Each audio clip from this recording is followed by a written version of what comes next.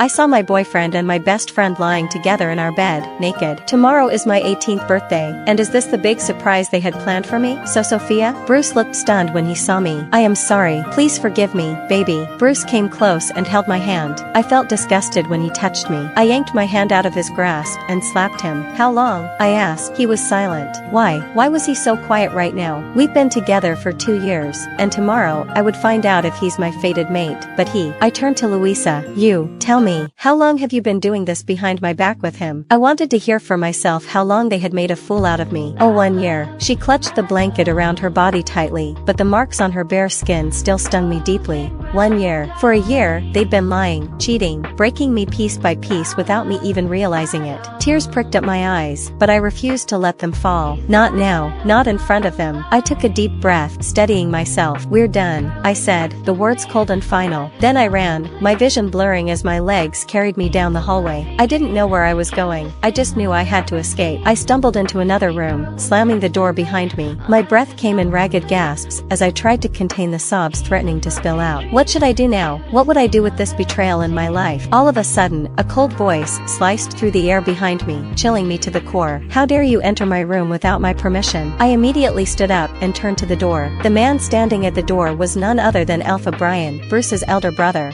Unlike Bruce, who was always calm and friendly, Bryan was known for his icy demeanor. The entire pack feared him. Sorry, be big brother-in-law, I said subconsciously, but soon I realized something was wrong. I had broken up with Bruce, and shouldn't call him that anymore. Brother-in-law? Is what I've heard correct, Bryan? A woman stepped forward, positioning herself beside Bryan. She was stunning, with a beauty that could make anyone feel small in comparison. This had to be Bryan's fiancée, our future Luna. After giving me an in-depth look from head to toe, she turned her attention to him. Is she Bruce's girl? Bryan raised his hand to stop her from continuing to speak. His gaze moved to me, sharp and unreadable, and for a moment, I thought I saw something flicker in his eyes, but just as quickly, it vanished, replaced by his usual cold demeanor. Leave, he ordered, his voice as icy as ever. The command left no room for argument. I flinched under the weight of his stare and fled the room, holding back the tears burning behind my eyes. As I passed the woman, her voice followed me like a dagger. What's wrong with our Bruce? Does he really like that girl? I can't believe this. He has such a bad choice. My steps faltered, but I didn't look back. I did not want to stay a single second here. I did not come here to take any humiliation. A day later, I don't want to go, Mom, I said quietly, staring at the simple white dress I was supposed to wear. How could I go to that house? It was my ex-boyfriend's house. I did not want to see his face again. You have to go. It's Alpha Bryan's engagement ceremony. Your name is clearly stated on the invitation card. You can't deny it, my child. It's a rule.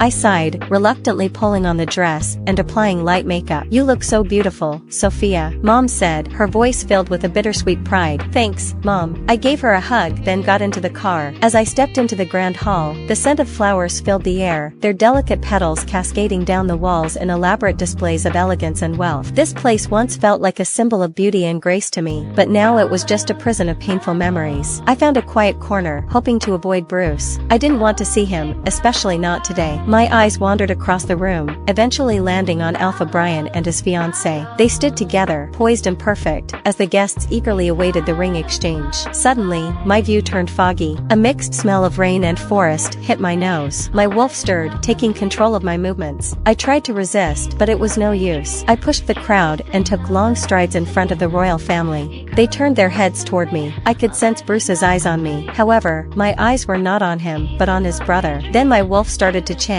mate, mate, mate.